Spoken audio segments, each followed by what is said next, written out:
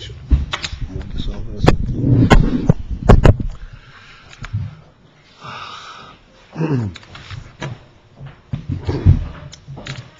Have to set it up right. That's down, right? Up.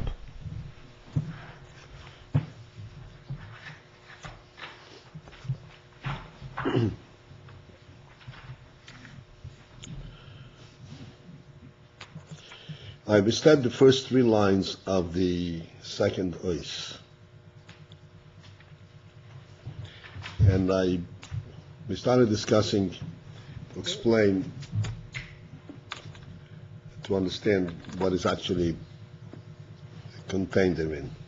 So let me repeat this quickly, and then I'll go back to what we discussed.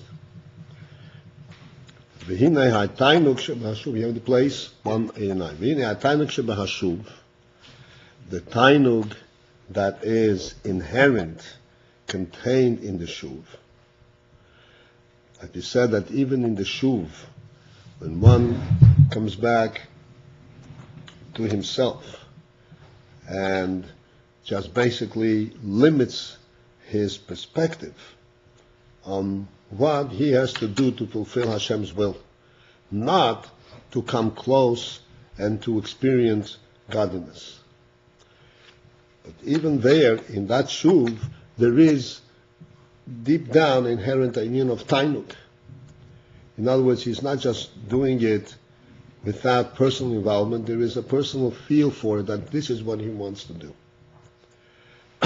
Hu tam v'sibo, this inherent tainuk that is contained in the shuv, that becomes a reason, she'achar hashuv, that following after the shuv, yiyorotzu, that afterwards he should again get a rotzu, a desire to run, to rise up and to come close.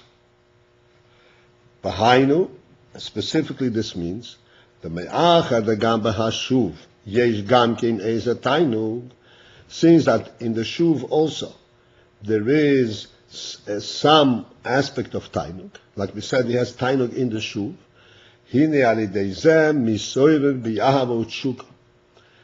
As a result of that, he's aroused with a desire lidovik belakus, to cleave and to come close and connect to Elokus, bebechinas rotzu, in a rotzu fashion, manner. V'choizer cholilo, and this returns back, cholilo, like a circle. Choizer goes back and forth, lefi de avedas ha'odom, because the aveda of a person, tzorich liyes tomid, has to constantly be behaseder de rotzu v'shuv. And this seder in this order, that there is a rotzu and a shuv, and then again a rotzu and again a shuv. So we wanted to explain that we should get a feel for this inyan. What is this oimek? And why is that arouse a rotzu?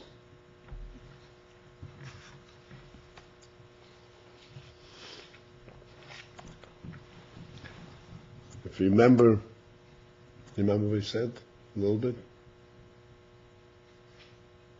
Yes? No? I remember speaking about Einig, but I don't remember if it was in the last class or one of the previous classes. The last class. I mean, this whole union. Remember, I asked you what happens if you put a person in a capsule, send him up to space. Remember that? And to be connected to infinity. Huh? Person should feel he's connected to infinity. Right. Shuv is sort of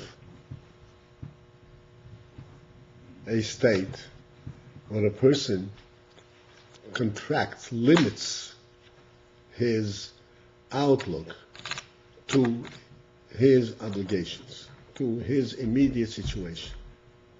What am I supposed to do? Doesn't extend himself. What is going on? What is the meaning of all that? I want to get involved. I want to do what my duty is. That's basically the truth. So, in our model that we used, it would be in terms of a person's worldly living. It would be when the person is concerned exclusively with what am I going to eat the next meal? Where am I going to sleep tonight? And he's concerned basically in his limited sustenance. And we have this type of mindset in a person. He's constantly being bombarded with the thought, what's going to be with parnosa, what's going to be with when I need this and I need this. To the extent that the communists have actually put this to the test. They experimented with that. They came in with a philosophy that all people want, all strife, you know what strife means? All fights, all disagreements, it's all based on what's doing in the stomach. Concerned about having an empty stomach. And if my stomach is filled, we'll all be smiling at each other. We'll all be great friends. That's all it is. A human being is not different than a horse. A horse needs food, a human being needs food. Give him fill in his stomach and he'll be the happiest creature in the world.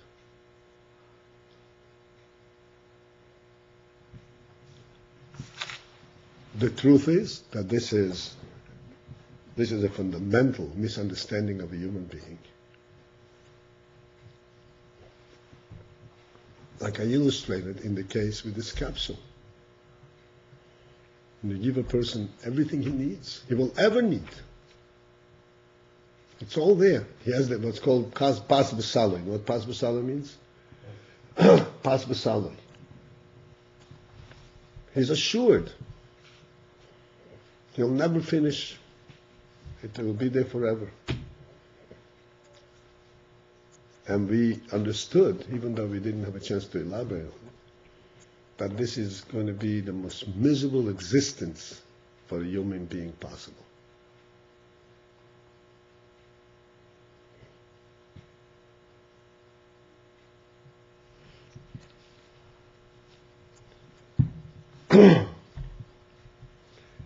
Essentially, this is what the Rebbe is saying, that in the shuv there is an oinek.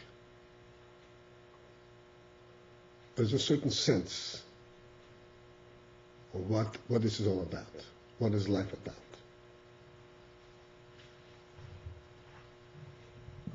But how are we linking this shuv to just kind of a person only caring about his own sustenance? What is shuv? Shuv is where he does not dare to come close to the light, to get involved, to get an understanding and a feel for it. He recoils into himself and he says, I will just do what you tell me to do. Kabbalah said, I don't dare come out of myself. Why don't you sit here so I can direct you?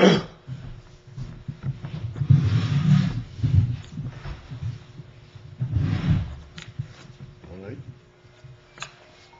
Pardon me. I think this is a call which I have to make.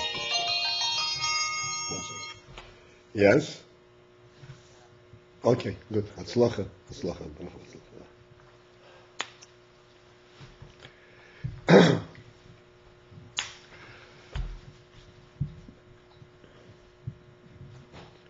So we see that under all circumstances, there is some underlying inyan, sense of life in the person that makes the shuv real. And like we learned in previous mimer, without that, it's not real avodah. Remember that.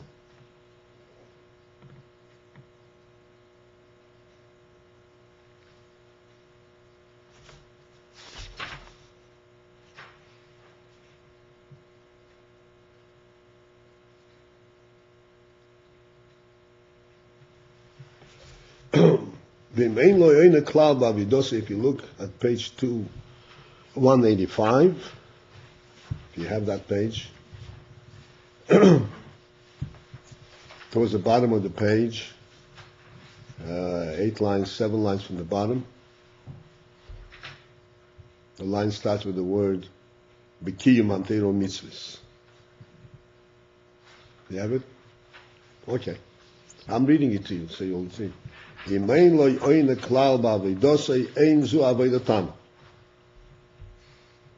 real avodah. He's doing the things, but it's not avodah. He's not personally involved. Avodah has to be a personal involvement. There has to be simcha. There has to be oineg in there, even though that's not the emphasis.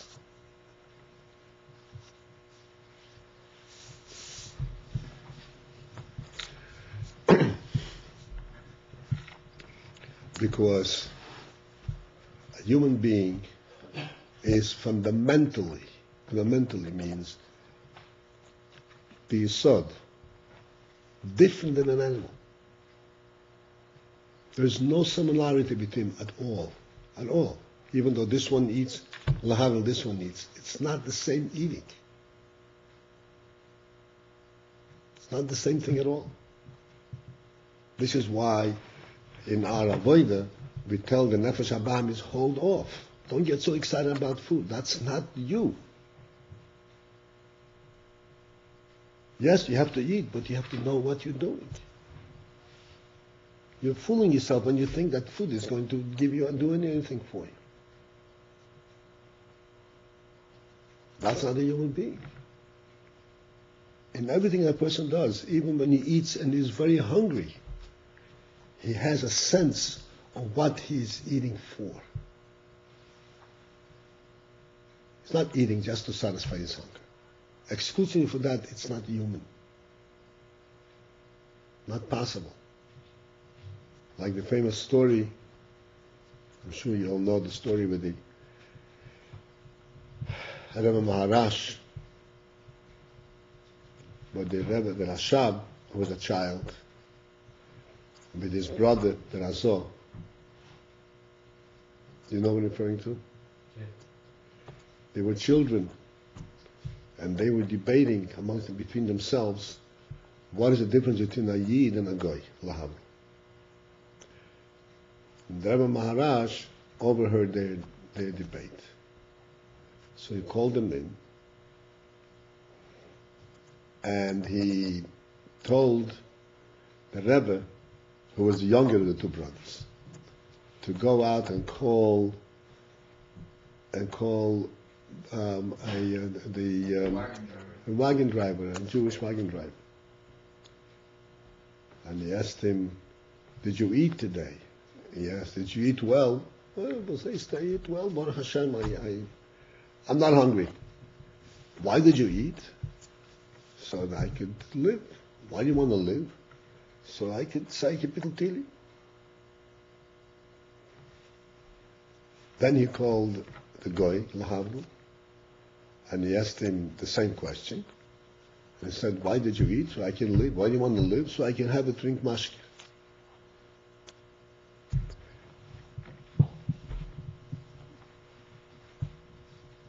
So that the eating to a human being means more than eating. Even the simple thing as eating, which is so fundamental to person's existence.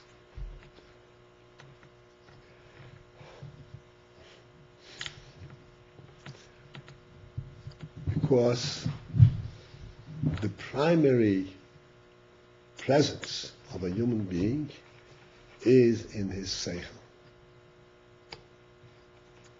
Like we learned before, the nefesh habahamis also has seichel. Remember that? We discussed that. Seichel, we explained then, means that he knows. Seichel means that you know something, not because you come in contact, because you experience it, but because the thing exists, because it's true. That's the meaning of Seichel. Everything else, like we explained, we have the five senses: touch, taste, smell, hearing, and sight. And we explained the difference between sight and all the other senses. Sight is like seichel. All the other senses are in the lower koiches. And the difference is that in all other senses, how do you sense touch? When you actually come in contact with it. It's forcing you to come in contact with it, so it's there. It's through your own experience.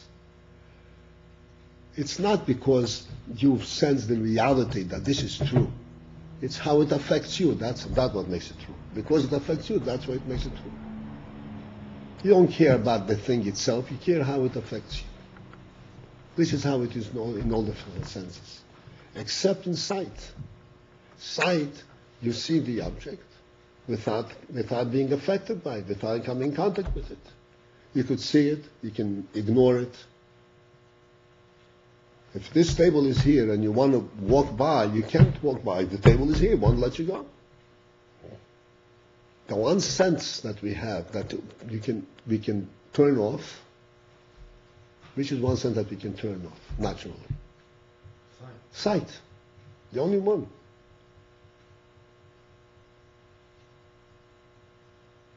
Because it functions without being in contact with the object. If you're not in contact with the object, so how is it real? That's the big thing. That's when you see the real reality. That you see it despite the fact that you don't have any contact. That means you see it because it exists, because it's true, not because it affects you. That's seichel.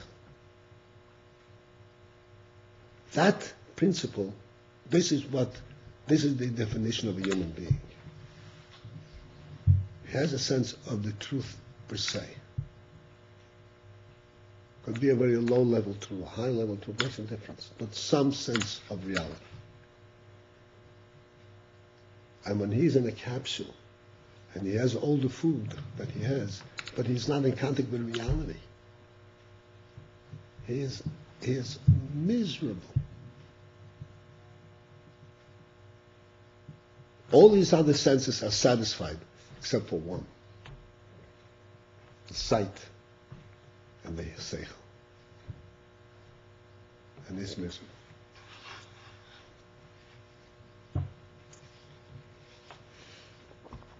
And this is what we're learning now. That in the shuv, there is a sense of what's behind it. What's the reality behind it? The oineg. And because there is a sense what's behind it, then eventually you become more interested in what is behind it. And that creates the rotz. And then when you get into the rotz, you see, well, this is too big for me. Wait a second. So you coil back. But in all of this going back and forth, you still have oinek. This is the Chayzer Cholila, this is the Rotz of the Shuv.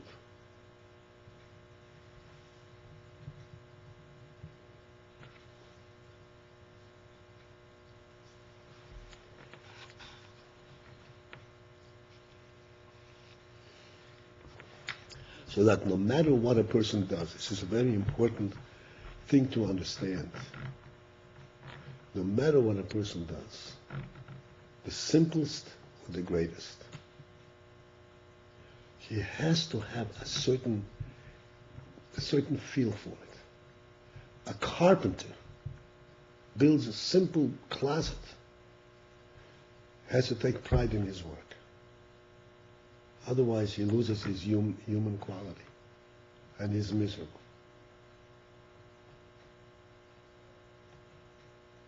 A bricklayer lays bricks day in, day out. He's very skilled, but he looks at the wall. Oh, look what I built.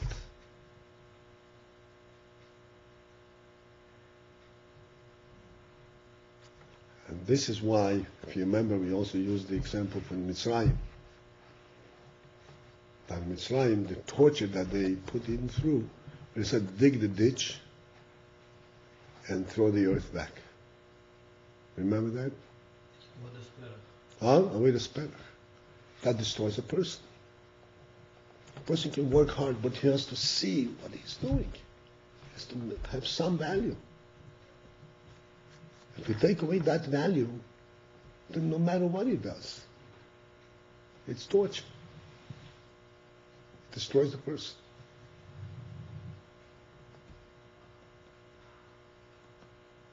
There is no such thing. There are people that make a mistake, that think that in order for me to be guaranteed that I'm going to do the right thing, and nobody can have any claims against me, any kindness, I'm going to forget about myself, I'm just going to do the right thing. It says this, do this, do this. I don't have to be personally involved.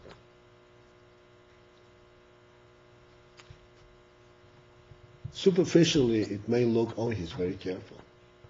But in reality, like the Rebbe says, Eina Aveda Tama. That's not the real thing. You have to be involved. Be involved and then do it right.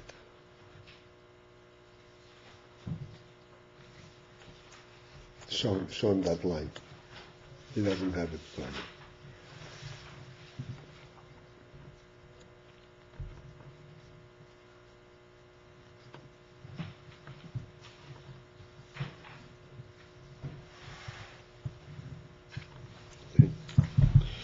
So this is what we're saying here, that there is some oineg in the shuv, and this is why it goes back and forth. Because in fact, Avedas ha'odam tzorich liyestomid ba'aseder rotz v'shuv. This is what the Avedas should be, all the time ba'aseder rotz v'shuv. And if it stays in the shuv without the rotzu, there's a question whether the shuv is a real shuv. But it's just, like we said before, in shuv, when you come back, it's not that, oh, I'm not interested in this, let me just do my own thing. Then it's not Avodah. It's not shuv. It's not Avodas Hashem.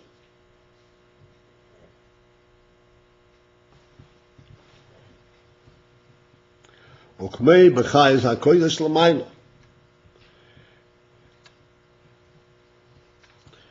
The way it is also described, b'chayis ha'kodesh. Chayis ha'kodesh are a certain type, certain level of malochim. Malochim l'mayla, the ksiv, where it says, b'chayis rotzu v'shuv. This is Yecheskel Hanovi. Yecheskel. He saw the Merkava, he saw the way things are in the higher world, and saw the Malachim being all excited and saying Kodesh and all that. So he says that the Chayes Rotzu V'shuv. They're constantly running forth and returning back. Pirush Rashi. So Rashi explains, Shemoitziyois Roishon. You have to understand now that this is using very low-level expressions to describe something which is very high. Very kind of physical. When these chayas stick out their head, from beneath the covering, the firmament, hanotu lemayla mehen, that is spread on top of them. Okay, the chayos are on a certain level, and above them there is a rakia that protects them from that which is above them. When they stick their head through this rakia, you want to know what's going up there. Near sois, they recoil, they jump back, mipnei hashchina shelamayla mehorikia, from the shechina that is above the rakia. Above the rakia, this is where the shechina is. They stick their head out and they immediately recoil back. Umemaharois lahoshiv as roishon, and quickly they return. They can't take their head back because they're afraid they can't look over there. V'hainu, which means shaliach or rotzavat shuko, that after that they express and they experience this rotzu and this shuka, to take a look and to see what's there, mizbatlin, they become bottled mipnei emes hashchina shelamayla mehorikia,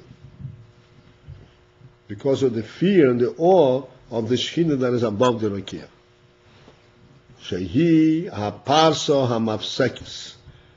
This rakia is what is also called in Kabbalah is called a parso, a covering hamafsekis that separates.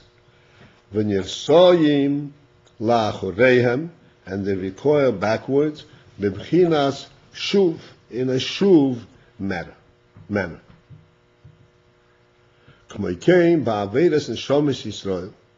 The same thing is true in avodah of neshomis Yisrael. She'achar harotzu be'ahava, that after the rotzu, that one experiences real ahava to Elokus, miyad bo achar kach hashuv, immediately then comes the shuv, shehu inyan habitul, which is the bitul, because he realizes that he cannot be in that level. He cannot stand at that level. He has to go back to himself.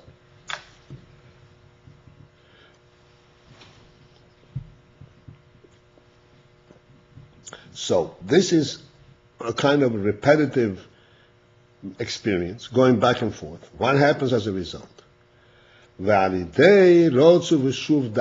is the important thing. Through this process of Rotzu V'Shuv, and only because of this process of Rotzu V'Shuv, Harehu Oy Lalamaylo, this is how he actually rises upwards. Ukiyodua, and as is known, the whole aliyah hu alidei Rotzu V'Shuv dafka, that any aliyah, any rising, is through and as a result of the process of Rotzu V'Shuv.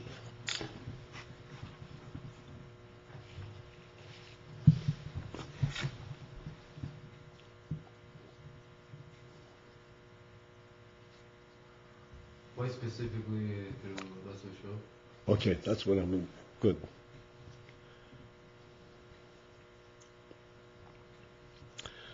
What is the aliyah because Rotzu V'Shuv?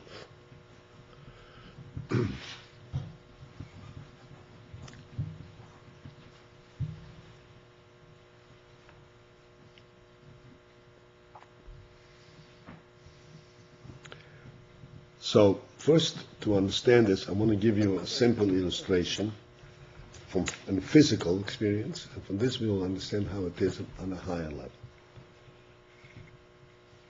When a person walks, if a person had, just for an argument's sake, if a person had 1 foot, he wouldn't be able to walk. Why?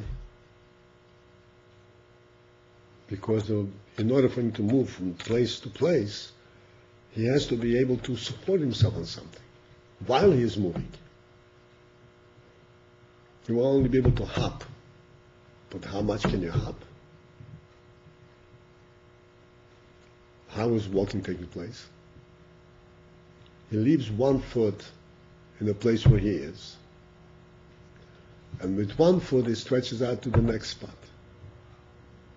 So he is essentially connected still to the previous place. But this connection, this is what enables him to move his foot forward. So he is solidly based on the lower level. And from there, he extends forward. What happens after that? After that, he essentially goes back to where his lower level foot is, and he now transfers the anchor on the foot that's forward, and he brings his foot forward with him.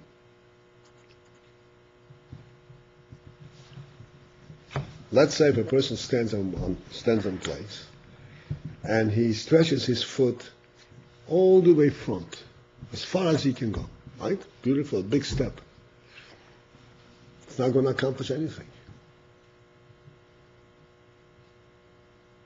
Because he cannot, from there, anchor himself and bring this foot with him. Because he had dissociated himself from where he was, and therefore he's not able to bring it along. You understand what I'm saying, right?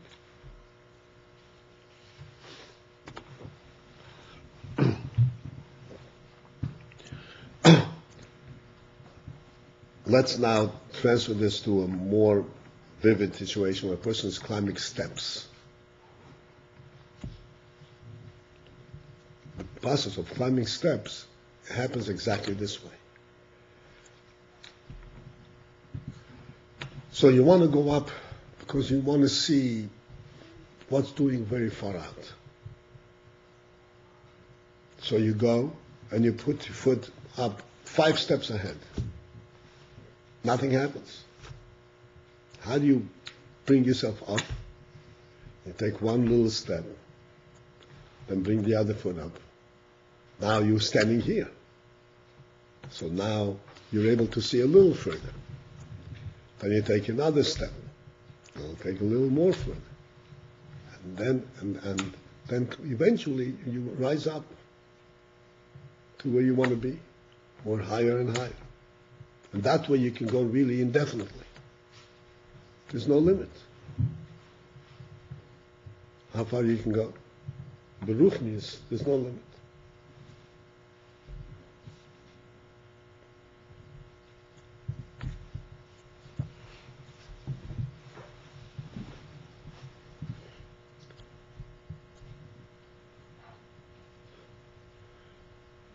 What is inherent in this inyan, the Rotzu V'Shuv?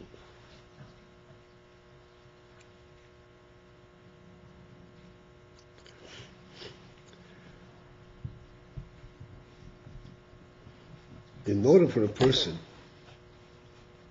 to rise upwards, like we said in the Moshe, to see further down, he has to actually be completely in this higher place. If he's in the lower place, and one foot is on the higher place, and won't give him a chance to see it. He has to completely bring his whole self up there. Then he'll be over there. He may be able to jump up for a second and take a look, but that's not rising. That's just a glance. To rise means that he actually gets there. To get there, you have to go gradually from step to step. And this gradual movement is the process of Rotzu V'Shuv. Rotzu V'Shuv means you go up, but you're not completely dissociated from the previous madrega, so that you can bring your whole self up, where you are. Except that now that you have gone up a little bit higher, so now you know what's doing upwards, so you can bring your whole person up. Like we said before, that in the shuv also there is oinag. The oinag in the shuv changes all the time as you rise upwards. It has to be as a result of the rotzu. When you go back to the shuv is not at the same level where it was before. Rotzu means you are now in the state where you're pushing yourself upwards, Then when you bring both feet together and you're at rest, you're no longer in the same place where you were before. You're now in a different place. From this place, you're going to start going forward. This is the Rotzu V'Shuv. And if you don't have the Shuv, you only have a Rotzu, then you accomplish nothing. But according to the mashal, and maybe just because the mashal doesn't have exactly, but according to the mashal, Ratzu is active and Shuv is just passive. Shuv, you're not really doing anything. You're just standing still. You're not actually retreating backwards. You bring one foot up. So that's Ratzu. You bring the other foot up, it's just Shuv. You're not really doing anything. It's the absence of forward movement. It's not retreating backwards. No. It is retreating backwards in the sense when you're not in a forward move, then you're coming back to yourself. When you forward move, you're out of yourself. You're Rotzu. You're running out of yourself. You don't want this limit. Then you're saying back, no, I'll be where I am. That's the Shuv.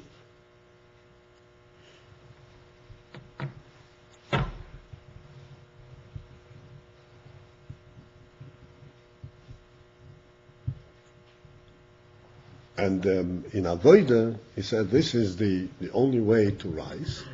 In Avodah, this is very important because it's not enough to have gotten an idea or to have gotten a glimpse of something. Then one has to come back and reflect on it and actually rise up to that madrega.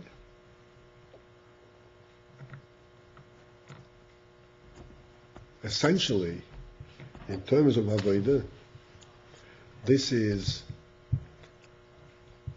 Shabbos and the weekdays. And then comes Shabbos again and then weekdays again. We know that the weekdays, the 6 days, the first 3 days of the week are related to the Shabbos before, and the following 3 days are related to the Shabbos, to the following Shabbos. So what happens is, Shabbos, a person is in a very high madrega. It's Shabbos. Then it takes 3 days for him to absorb that experience of Shabbos and realize that this was Shabbos. But in the weekday, also there is that aspect.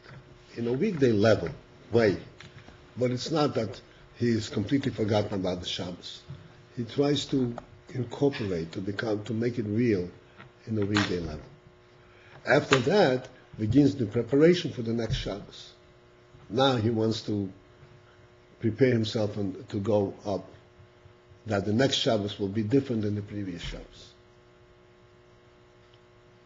This is the derech Avodah, the Rotzu V'Shuv, constantly. Rotzu without a Shuv is not Avodah, and Shuv without a Rotzu is also not Avodah. Even though he's doing everything right, like I explained before. Doing everything right, it's not Avodah. Because you have to bring yourself to it and raise yourself and bring out more and more of the neshama, more and more of your own involvement. And the ahava tshuka to the inyan.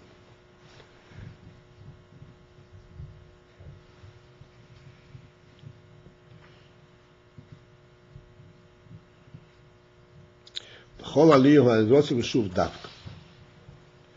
V'lochein, for this reason, nikroim ahava v'yiro gadfin.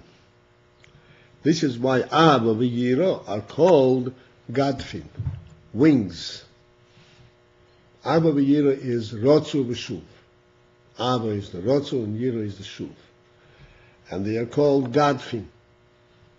Wings, Shal Yodom Oila Lamailo. Because through them, he rises upwards. Like the bird that flies.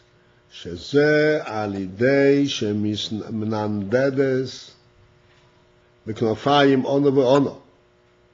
is because through the fact that through its movement of moving its wings, in one direction and the other. And through this movement of the wings, the bird flies upwards.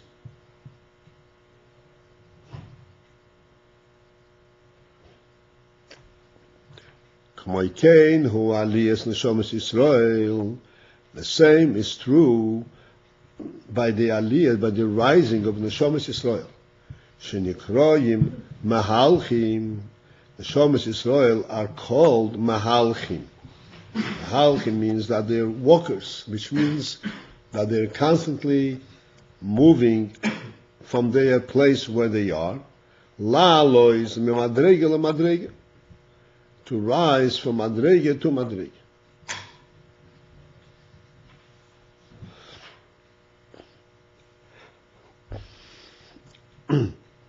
The union of Mahalchim, Lalis Madrege Madrege, is as we described.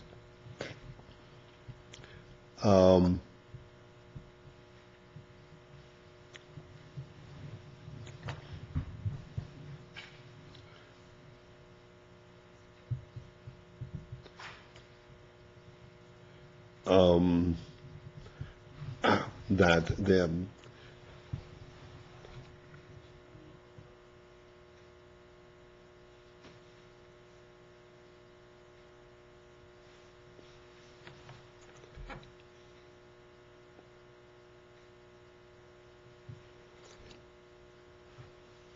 aliyah lalois means it's called only when you can completely dissociate, break away from the lower madrege and go to the higher madrege.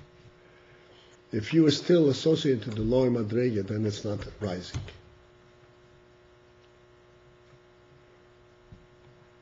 That's what mahalech. Mahalech, just like mahalech, when a person walks, with every step, he completely moves his whole person away from the place where he was before to the new place. If a person stands on one place and he develops and develops, so to speak, a better understanding of what's going around him, his seichel can be very well developed, but he's not rising. Rising means that you have to move from the place where you are to a different place. So I was thinking, perhaps we can use the example of a ladder.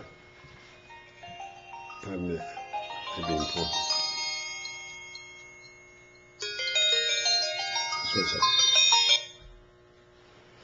Mendele? Yeah, I'm in the middle of class. Can I call you back in about 15 minutes? On this one, okay, thank you. So, let's take the example of a ladder. A ladder stands on the ground, and you walk up the ladder.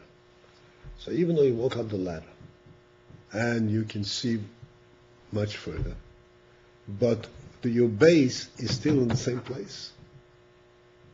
So you haven't moved anything. You're able to see, but you haven't moved. I once explained a certain story also with the Rebbe Maharash. I don't know if any one of you were here when I told you the story about the ladder. You know the story with the ladder? You know the story with the ladder? No. You remember it? Mm-hmm. Tell it. No? If you want it, no. Of course I want. If you remember it. Why else would you ask? This is the Rebbe Maharash, and I guess it was a bunch of friends that were in the courtyard, and they were all seeing who would climb up highest on the ladder. So all the friends, each one would get on, and one would go so many rungs and would come back down, and then one would go up so much farther, and you would get scared, and then he would come down, and they all had their try. And finally, the Rebbe Rashab, the Rebbe Maharash got on, and he climbed all the way up to the top, and then he came down. And so then I guess it was his father, Tzemach Tzedek, then asked him, how is it possible that he asked him, or he told him, maybe he was too He young. asked him. He asked him, How come? How come that you were able to go up all the way to the top while the other boys would get scared? So he answered that because all the other children, they went up so far, and then they looked back down to see how far they went, and because they were basing like their. That's all he said. This was the support. This was the way the song said. He said so they were all looking down when they climbed up, but I got scared. and they got scared. But I looked up to the top to see how much further I had to go. I only looked forward, upwards, and I didn't look back, and therefore I was able to go all the way. So this is what he answered as a child. So I explained, why does it take a Rebbe to figure this out? Every child knows that. If the minute you look down, you get scared, you can't go. Every child, why didn't they use the same trick? They knew it. Why did they look back? That's the point. Go ahead. So they looked back because for these other children, the ground was there. They were being supported by the ground. No matter how far they went up on the ladder, they felt that they were connected to the ground. And therefore, when they got far away from the ground, they became afraid. What am I standing on now? I'm so far away from it. So they immediately had to return back to where they They had to look back. They were forced to look back. They couldn't help themselves. Because that was their base. But the Maharaj's base is the Eivshter. So Yeah, he wasn't on the base. He was, whatever he is, that's the base. He was able to go without looking back. This is an important Indian in what you're saying, Mahalach. And this is important in Avodas Hashem. We don't look back. Oh, how does that fit with what I thought yesterday, what I thought a year ago? Of course it doesn't. But if you want to make it fit with what you thought a year ago, you're going to fall back. You're going to have to climb down. You have to try and understand the reality and the truth of what you're learning now, where you are now.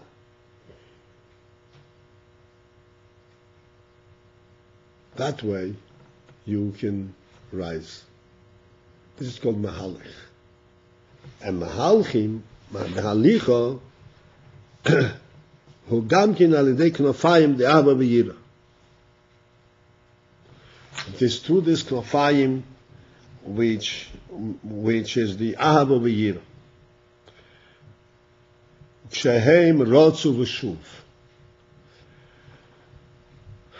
A Yid rises upwards in Avodas Hashem because he recognizes his desire to be closer to Elokus.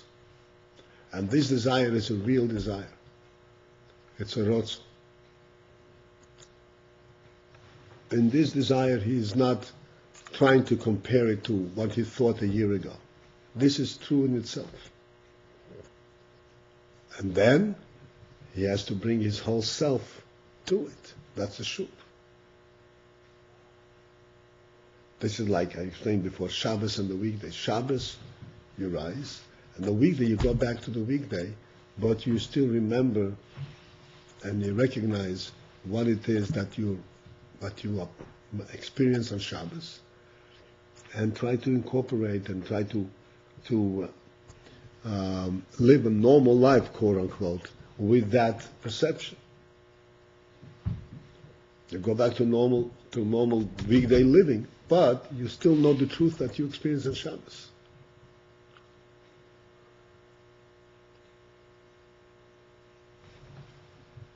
This is the Rotzu V'Shuv, the Knofayim, Abba V'yira. Uksheyesh Shnehem, and when they have both, Oz Davke Harehu Oila L'mayla. Only then does he really rise upwards. Not that he experiences and sees upwards, but he actually rises. It's like, can we also apply like Chachma and Bina, which correspond to Chesed and Buddha and Ratzu V'Shuv. Can we say like, while a person is in the mode of Chachma, where new ideas are coming in, he's moving forward, but then he has to stop. Meaning you can't just keep brainstorming. Eventually you have an idea, so you have to kind of recoil back into yourself, and now you're in a state of shuv, you're letting Bina take over. You're not moving forward. I mean, this is, let me say, in order to move forward, you have to have both. You can't just can't just keep brainstorming and keep coming up with new ideas. Eventually, you take one of those ideas and you sort of recoil into yourself and let this idea kind of spread out and bloom into like a fully enumerated idea. And so that's the process where a person can intellectually move forward. You can't move forward just with chachma because it's like trying to overextend your step. You're not getting anywhere really. Right. That's right. If you just theorize, essentially, you accomplish nothing. Sounds great, but you accomplish nothing.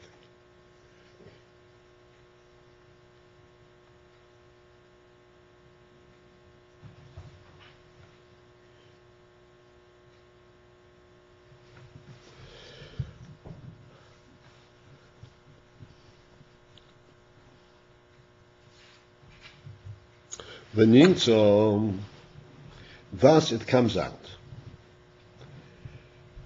The Levad Zois.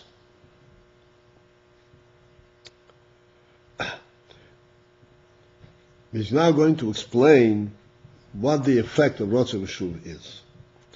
It comes out like this. The Levad Zois, that besides the simple principle, the Berotzu Levad Bli Shuv, that if one has Rotzu by itself, without a Shuv, Harei lo yashpil es atzmai b'maseh ha-mitzvahs. One cannot lower himself in doing mitzvahs. If one has a Rotzu, he has a great inspiration. Every inspiration wants to come close to the Lakus.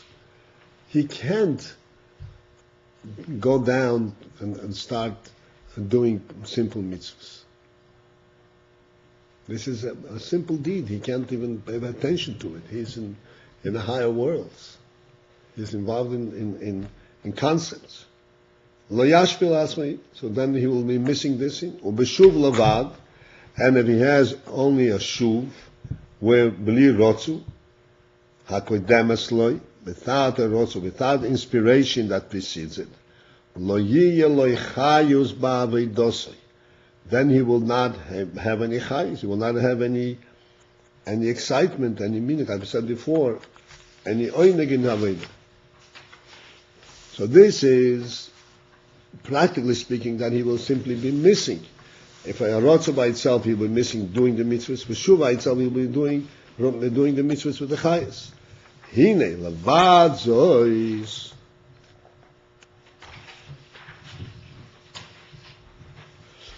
Then, besides that, the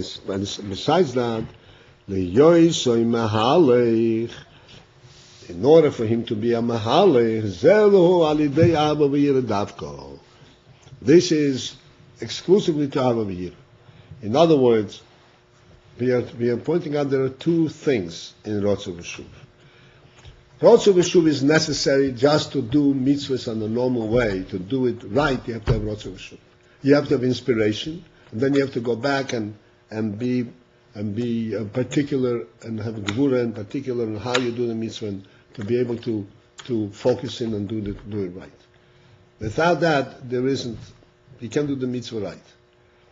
In addition to that, there's another aspect. There's a need for mahalech. Mahalech means that you actually have to move on, have to rise.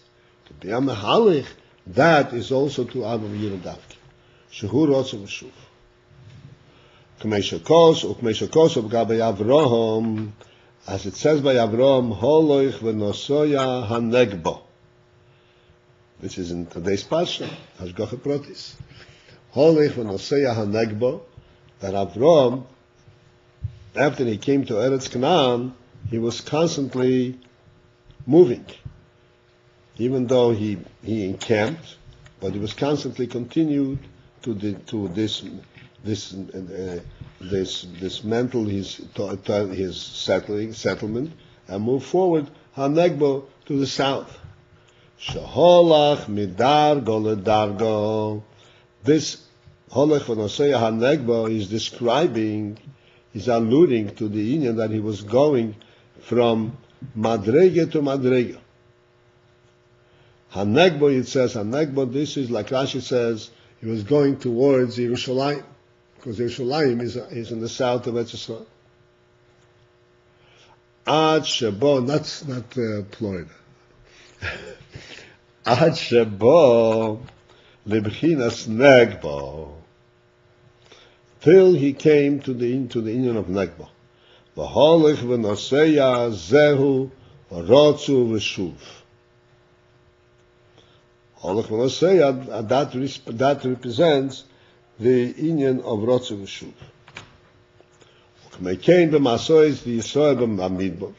The same thing in the journeys of Eden in the Midbar. Ad Shabo Eretz Yisrael, until they came to Eretz Yisrael, Ksiv, it says, Vayisu Vayachanu. Also, the Eden journeyed in the Midbar was also in this same format. That there was Vayisu, there was a time that they dismantled and moved on, and then Vayachanu and they settled. The Hainu Rotzu v'shuv. Shalidei zehu oila. Thereby, through this process of Rotzu v'shuv, he actually rises and he moves from place to place.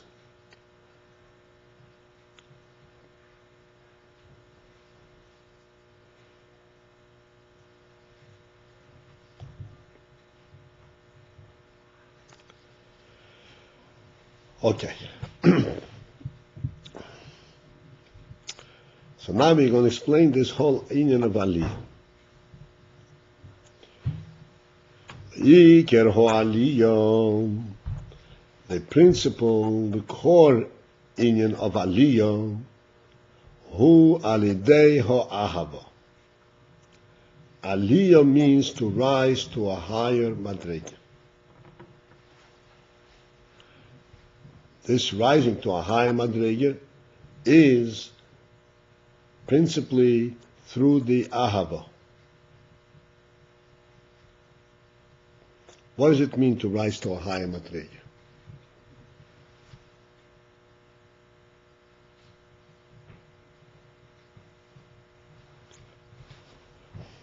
Just as we'll just start it today and we'll finish it next time. Just as we described the union of rising begashmius, when you go up a mountain, go up steps. So what happens when you go up steps, when you go up a mountain?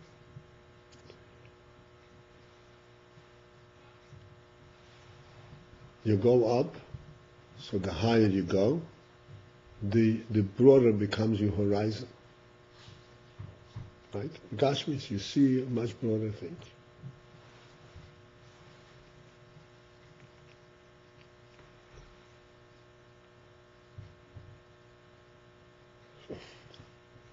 What's in the horizon? What's the experience of a person having a bigger horizon? I mean, I'm seeing a mountain. So I see a bigger mountain. What's the experience of horizon? See over the mountain. Huh? You see over the mountain. You see over the mountain. So you see more earth. It's not seeing more earth. It's not seeing more mountain. It is seeing beyond the limit of your vision.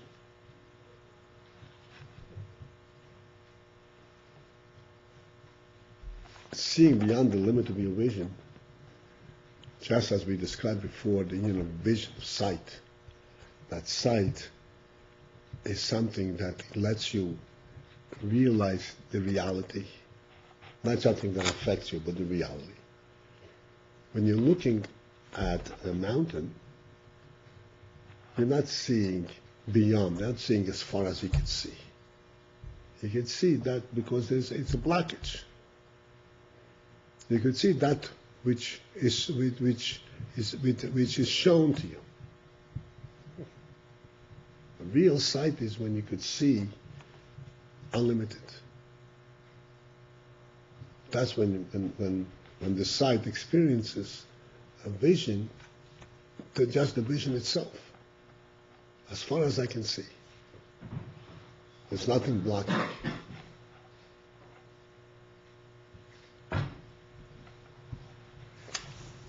The union of Ahavot Elokus.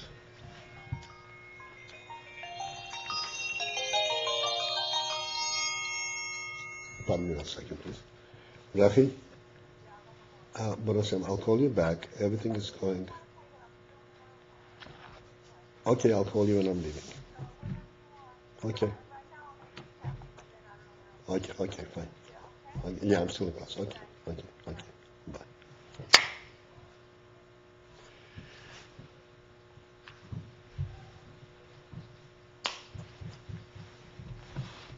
Like this, in a shuv state, in normal state, a person sees the world. But his neshama wants to see the truth beyond the world. Wants to see the lakus that creates this world, the meaning behind it. What is this about? So he wants to see beyond the limit, beyond the mountain that blocks his vision. The more he sees beyond the mountain, the more he sees, he recognizes an Indian that is less descriptive, less limited. He sees, he looks, he recognizes that really the world is, like we describe all the time, he said Hashem created the world, he created all kinds of entities, but ultimately it is way beyond that. It's Ratzon Hashem, it's Hashem's will that holds it going on, which is higher than anything, higher than the words that he said. And he wants to recognize that the world really is a Ratzon Hashem. It's not the words, it's beyond, it's a Ratzon, it's Oinek.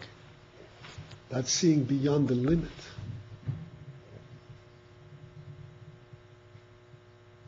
The more chutzpah, isn't it? The more one recognizes and is able to relate to a godly perception of the world, godly perception of existence, the higher he is. That's what Aliyah. This is true Ahava. And this is not just seeing it. This is wanting to relate to it, to rise up and want to be on a higher level, to be relating to it to a higher Inyan.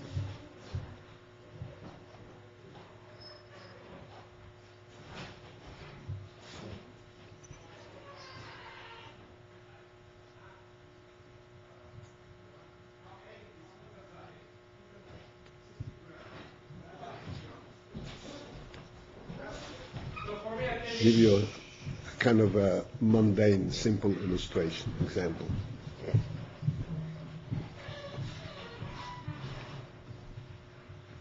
You have interactions. What interactions means between people.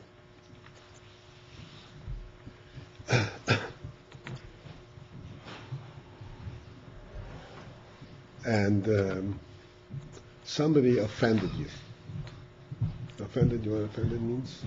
Insulted you. It wasn't respectful, it wasn't offended you.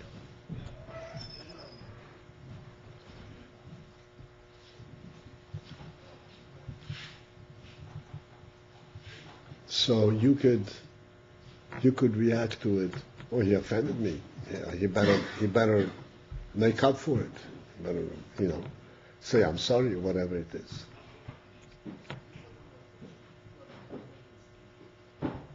And then you make an attempt and say, look,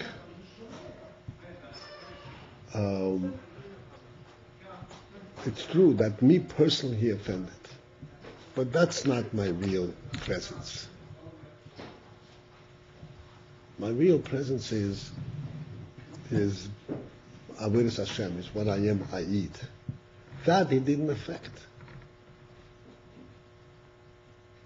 So if I can rise and look at myself from a slightly higher perspective, where I cannot be offended by this.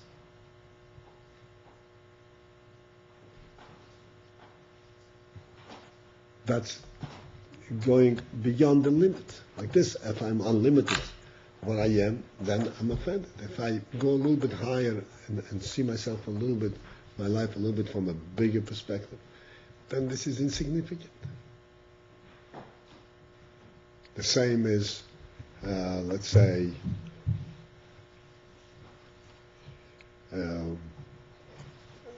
even in monetary situations. I know people, for instance, who lend people money. They don't get payback. It doesn't pay back. So, I have to go and demand it and all that. But then, he says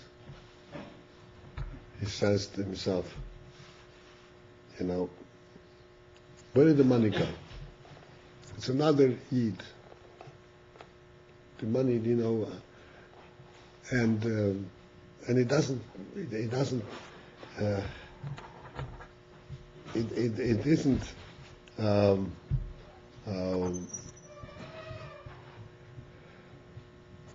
didn't go to a negative place. Yeah, for me, he took care of it. It's my money. But nevertheless, but it's still in Jewish hands, and it went and it did good things. I can go above it. This is where the Torah actually tells us, there's a din in the Torah, I'm sure you know, that if you lend somebody money, you're not allowed to take interest. Right? This is a very big nisoyan. Because you can make money from your money. And this is why the Chachamim found a way that you should make a heter iskir, so that because Chachamim saw that this was a nisoyan that was too hard for people to live up to. But what is this all about? The Torah says you have money and you can help out another eat. What can be better than that? What can be better than that? You need a monetary reward. We have a much more significant accomplishment through it. This is the concept of seeing things in a bigger and a broader and a more meaningful perspective. But if you go down to see it, so to speak, on a limited worldly level, then of course all you see is just these little things. So rising means to see the bigger horizon, the bigger world, the bigger, more meaningful thing. Too many calls. Okay, be right.